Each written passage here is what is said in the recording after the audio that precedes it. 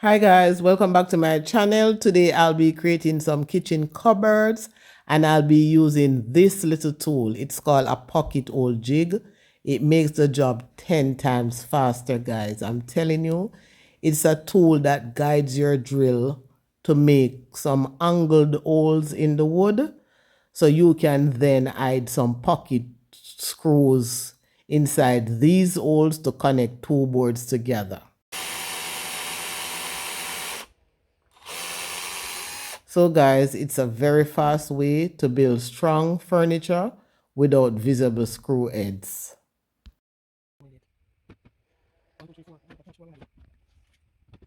So I'll continue to make all the pocket holes, then I'll join the pieces together.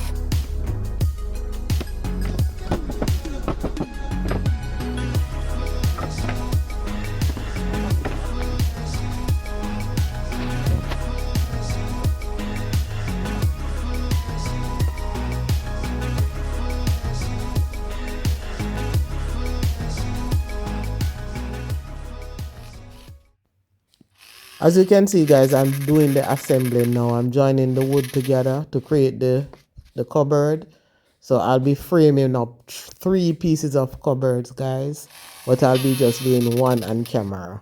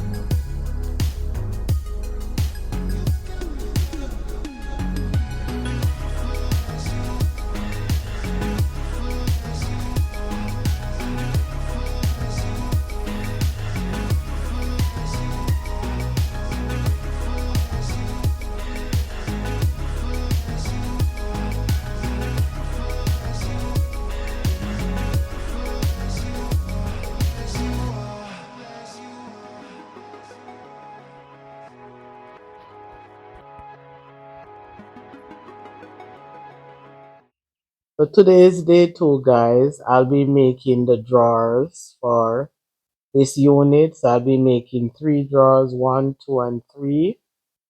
So I'll begin by taking the measurement for the width of the drawer. So this is 23 inches. So I have to make the drawer to fit inside. I'll be using some drawer side slides. So I'm taking the height also, which is 4 inches. So I'm going to use these slides. These slides are 1/2 inch thick. So as you can see, the slides are longer than the unit. I'm going to add a piece of at the back. That was done because we have some plumbing pipes to put behind this unit. So the slides are 18 inches long. So I'm going to cut the sides of the drawer the same measurement as the slides.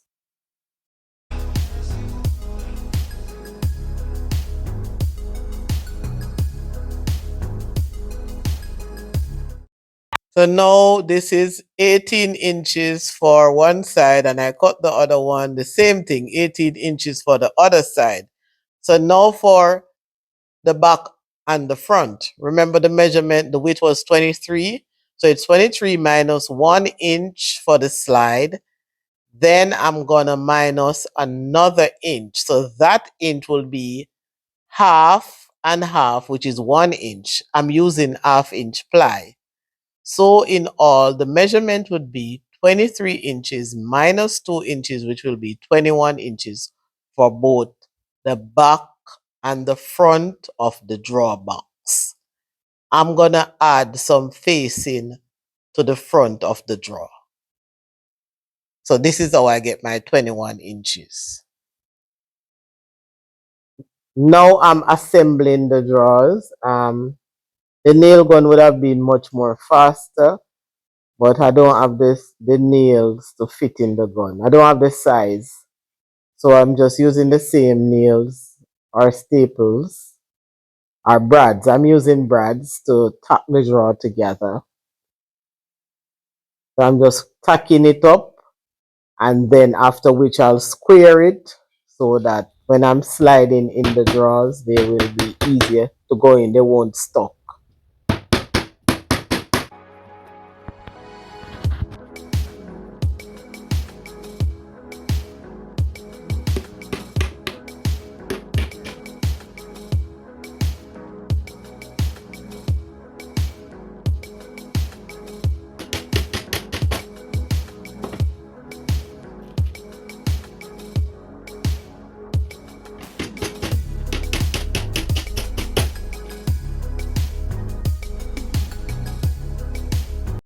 So now that the drawer is assembled, I am going to square it. So when I'm squaring, I square diagonally. So I just take the same measurement from there. Then I'm just doing the other measurement right here. And, I'm just going to put on the base, the bottom of the drawer. If I wasn't going to put on the bottom of the drawer, I would just nail a piece of strip on it, just to hold it together until the glue is dried and it cannot like twist, out of shape. So this is how I square the drawer. And also I just use a square to put in the corner, of course, to get the perfect measurement. Because if the drawer is not square, the drawer is not going to slide properly.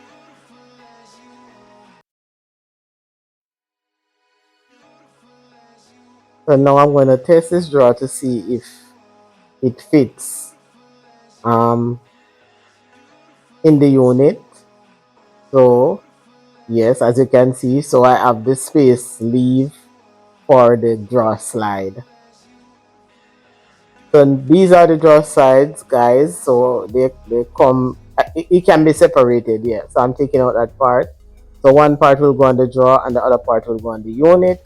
I'm just gonna quickly screw these on, and then I'll just attach the other part to the frame.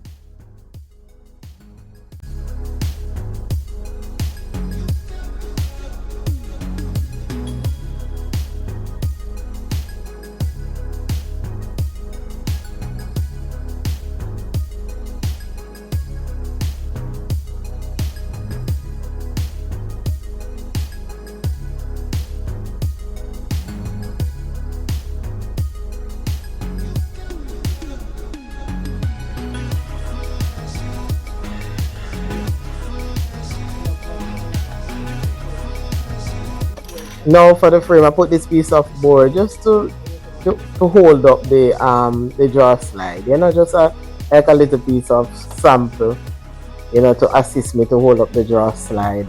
I did the measurement, so I know exactly where the board should be and where the drawer slide should be. So now I'm just removing the piece of board, and then now I'm just going to take the drawer. I did the other side, so now I'm just going to take the drawer and try to fit it in. So let us see if this actually works. So as you can see, guys, it's not working. The drawer box is slightly smaller, so I'm going to use these little metal spacers to shim the slides. So we can use wood or stick, So when you shim the drawer or the drawer slide or the cabinet, the unit. It's just that you're adding a little spacer in between the frame and the slide just to bring it out a little. And so you can see I'm just shimming the front part because this is where the problem is. The back part is okay. So I'm just pushing it out a little so that the drawer can slide in without wobbling, so that the drawer can be straight. So now I'm going to try again, and this time it should be okay. So now the slide is working properly, guys. So these are soft closed drawer slides, and I really like them, guys, because when you push in the drawer, the mechanism catches it during the last few inches. So it slow down the speed of the drawer, by pull it in gently into a closed position. So these soft close slides stop the drawer from slamming.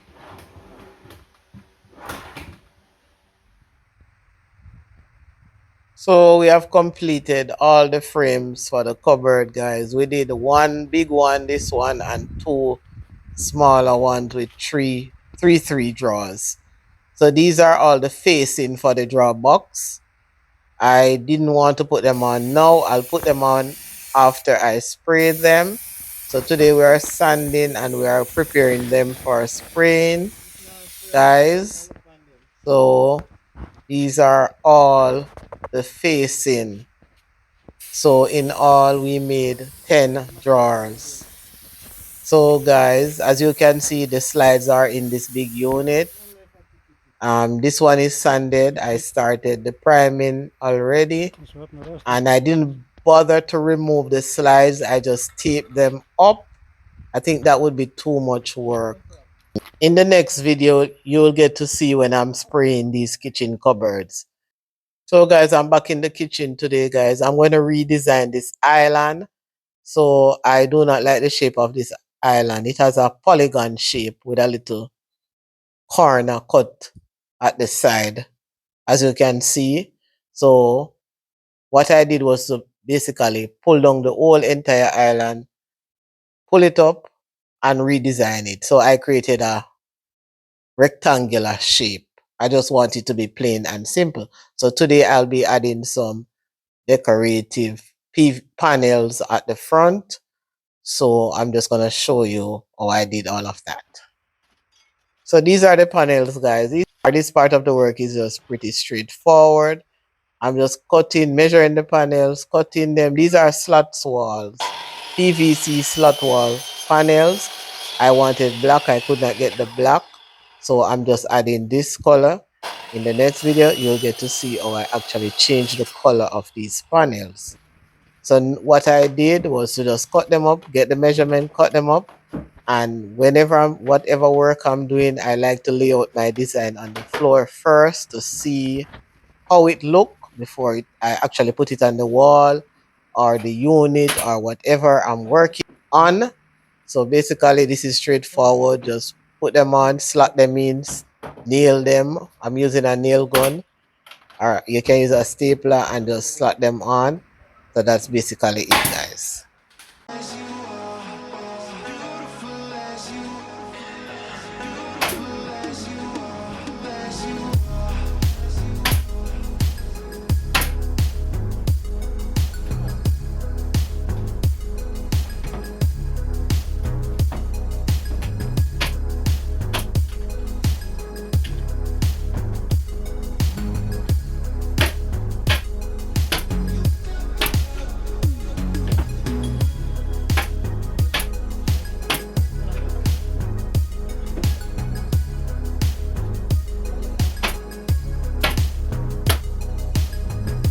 So guys, this is where the video ends now. I do not have enough panels. I need another one for this section. So as you can see, I'm just trying these little pieces to see how much I need to cut off. If I need to cut off any, I hope I do not have to cut off any. So look out for the next video, guys, in which I'll be showing you how I change the color of these panels. So I'll be doing all the spraying work, guys. So bye, I'll see you in the next one.